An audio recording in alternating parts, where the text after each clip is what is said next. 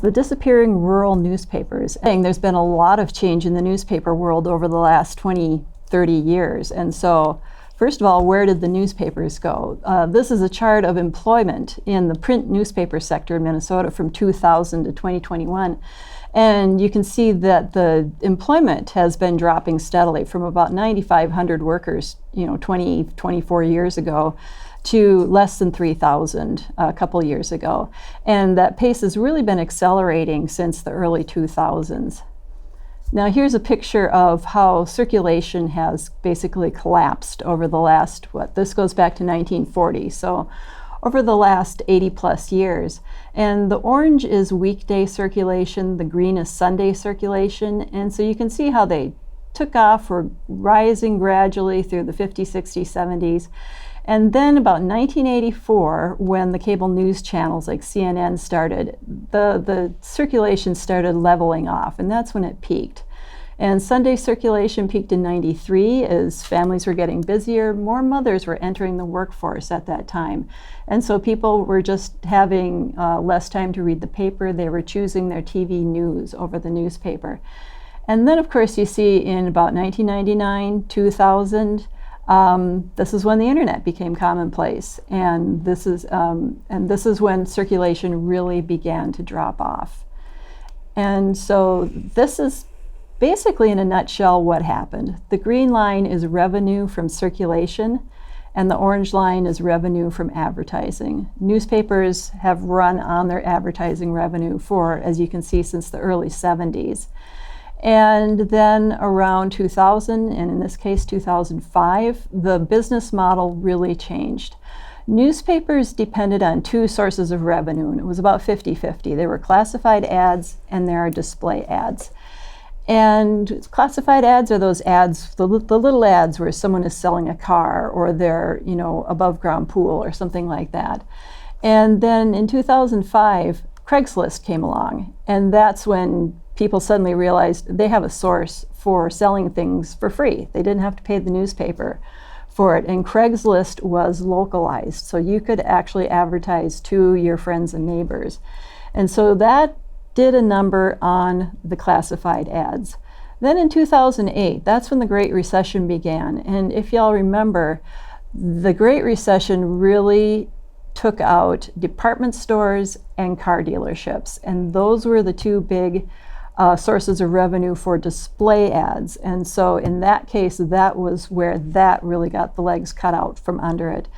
And so you can see in 2020 then, circulation revenue, which would be like subscriptions, actually passed revenue from advertising that year. And so what does the future of newspapers look like? And I just wanted to bring this up early because we hear, well, online advertising will take that place. Well, actually, it's not necessarily going to, unless something fundamentally changes with online advertising, because it doesn't generate the same kind of revenue that print ads did. You can see in this chart here, in 2013, digital ads, the revenues from that were 19% of the total and represented $766 million. In 2020, it was 35%, so a larger percentage, but it was only half as much, $374 million. And so this is what newspapers are doing besides pursuing digital advertising. They're looking at raising subscription rates because we saw how that was working, or going free. Like some newspapers are doing that to increase their readership so they have more eyes on the ads. And then some are going nonprofit status and taking donations. An example of that is MinPost, which is an all completely online newspaper that operates out of the cities. Some are sponsoring events during the year to raise revenue that way. And then also some are looking to government intervention and payments from big tech companies. There's a bill in Congress right now that's, we heard Amy Klobuchar speak about last week, where it would exempt small newspapers from antitrust laws, basically, and it would allow them to collaborate on discussing with big tech companies recompense for the use of their original copy by big companies, the big internet companies in search in search results. And so besides the revenue, what are other barriers that are hurting local newspapers? Well, we say we need newspapers for an informed public, but as we found in our research, people don't always feel that being informed is that important. Some people actively avoid news. We know how stressed out people are nowadays, and they find news too negative, or they're overwhelmed by the number of choices nowadays. Others choose the sources that they're used to, and so they just stick with those, whether they might be, the best sources or not. And the biggest, I want to go back to this quote right here. This was from a research report. Many rejected the notion that being informed was a requirement for good citizenship. And I can hear Benjamin Franklin rolling over in his grave right now, since that was his thing, was he understood the importance of that. And then the biggest headache for a lot of, one of the biggest headaches, there are a couple of really big things for newspaper owners that are a problem, especially in rural areas for the smaller newspapers. They're having a lot of trouble finding staff, finding reporters, people to do advertising, run the advertising accounts and things like that. And that's a revenue issue. When you don't have a lot of revenue, you can't pay people a lot. Some places are trying new things which are actually old, which is volunteer writers, part-time stringers, community reporters. And then another thing that I didn't put in here, but is also a big problem, is that retiring generation. There are a lot of newspaper owners out there who are in their 60s, even in their 70s, who are looking for someone to buy their newspaper so their newspaper can live on and they can retire and they don't have to, keep doing this till they die. And that is a big stressor for a lot of rural newspapers too. And so impact on civic engagement. And this was a big part of the report that we did, and a big part of what we wanted to look at in this report. Rural weeklies especially are specialized. They are the only ones that do what's called hyperlocal news. If you have a small newspaper in St. Peter or Dawson or where have you, a larger regional or statewide news source isn't going to cover their city council meeting or their school district meeting or the county board meeting and things like that. And those are the places where the tax dollars are really spent, where local citizens have the most impact. They're extremely important. It's extremely important for people to know what's going on at those meetings. And when you lose your local newspaper, you lose that source of information, unless you have a newspaper that has maybe taken over your region and has dedicated people to that. But the thing we're seeing across the country is less and less attention to the hyper-local news. And especially Dale Zacher, he's a professor at St. Cloud State University. When St. Cloud lost the St. Cloud Times last year, his comment was, "This would be a great time to be involved in political corruption because there's nobody watching." And that's really to that point. And then the importance of hyperlocal news, we kind of went over that. The quotes on the right side, when local newspapers close, people don't find another local option. Instead, they get their news from national outlets. And that, of course, is an issue because you get people starting to think along national lines. The next paragraph is from the same piece. When they read about their local news, neighborhoods, schools, municipal services, they think like locals. When they read about national political conflict, they think like partisans. And so that is, it masks and kind of sets aside the important things that are going on locally in the local community. Those things get overlooked. And local newspapers have an impact. It's where the local level of government is where a person can have the most impact. Local news is an antidote for polarization. And then here's another quote. When you have newspapers, people will be exposed to unanticipated information, which is different from what we have on the internet, where people are able to pick their particular topic or particular leaning or whatever that they like, and then just go down that same rabbit hole in perpetuity, and never look at anything that may challenge their notion of the way the world works or anything like that.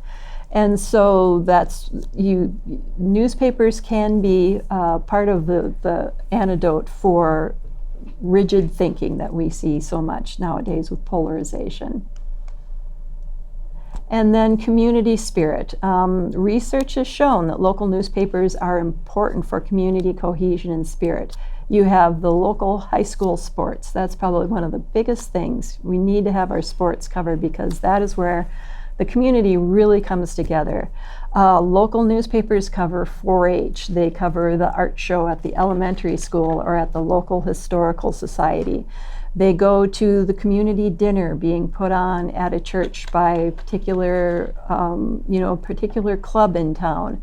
You get your local obituaries where you find out what's going on with people you know. And it's all of that local news that you lose when your local newspaper goes away.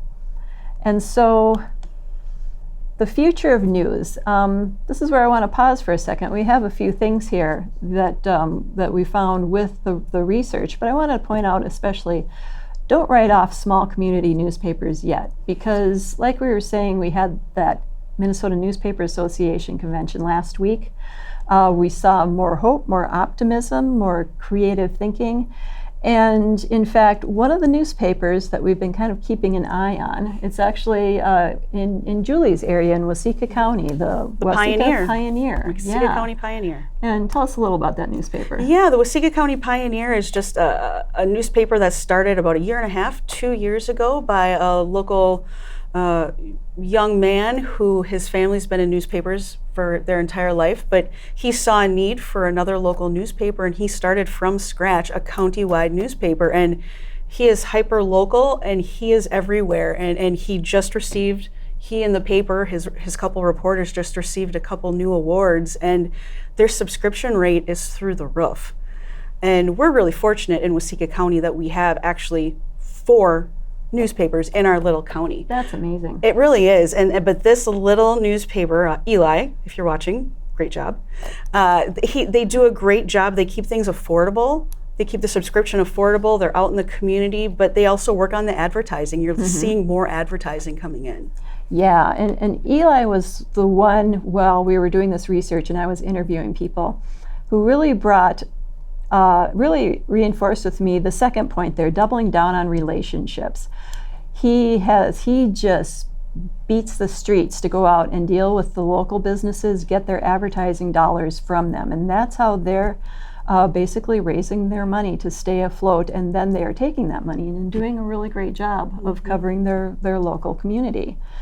And so these are some of the takeaways here. Don't expect digital to save the day, or at least not right away.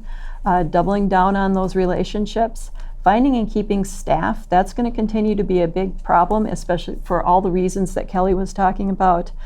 Government may have to get more involved with, on that revenue side with some of those laws that we were talking about. And don't write off those small community newspapers. And that's it for that. Do we have any questions on this? Yeah, we had a question come in. Why not focus on other media since newspapers have been declining over the years? Why not focus on new resources that are growing in greater Minnesota?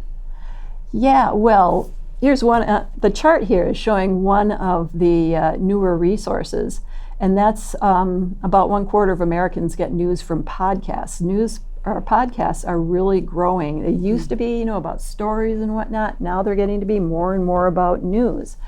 And so that is one source. And so if someone is, someone may want to do a podcast on news. I know some places are starting that. Some places are starting just independent online newspapers. There's the Iron Range Today newspaper up north. Just somebody mentioned that. Yep. Okay. Yeah, and that is certainly an option, but we do have to keep in mind that not everybody has broadband, not everybody has great broadband. Not everybody is tuned into podcasts and online things yet, especially the older generation. And it is difficult to get people's attention online. That's where the relationships come in again. You can't just start a podcast or start an online newspaper and expect people to show up and start reading. It takes, you have to build that community around that. And so I think we're kind of in this gap where newspapers have declined. The internet has not been able to move in and replace the newspapers.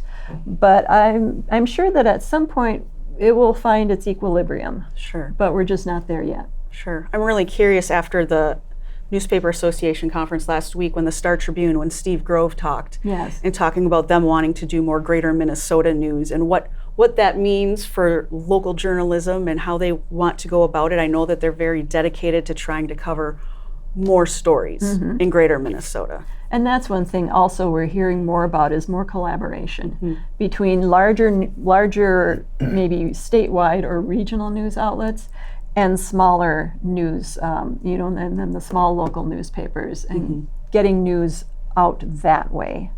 One thing I think that always gets missed too is who's your audience. And so when the Star-Tribune says we're going to write more stories about rural areas, your audience is still metropolitan. Like you're writing about rural Very areas true. for metropolitan Very people, true. not necessarily for rural people all the time. And so I think that looks different too, right? Like how many stories I got to read in the Star-Tribune where they talk about this town only has one stoplight and it's sleepy and blah, blah, blah, blah, blah. Far-flung. Far-flung, yeah. And it's like, places. oh, that sounds great for a metro person, Yeah. but us rural people, we'd rather just hear like, what's your point? Like, Yeah, I state know I your live in point. a far-flung And that's place. where local places Yeah. can. Yeah, and that's always the danger of that. What a real collaboration would look like would be a larger outlet with like deeper pockets coming in and helping with covering a local thing. Right now, this is often things like covering scandal, in local political scandal and things like that. But hopefully we still have to remember the importance of those things like city council meetings and stuff like that, because that's where stuff happens. And people really need to know what's going on in their local community, and they need to know who won those 4-H ribbons, because Yes, they then do. your neighbors become real people to you. They do.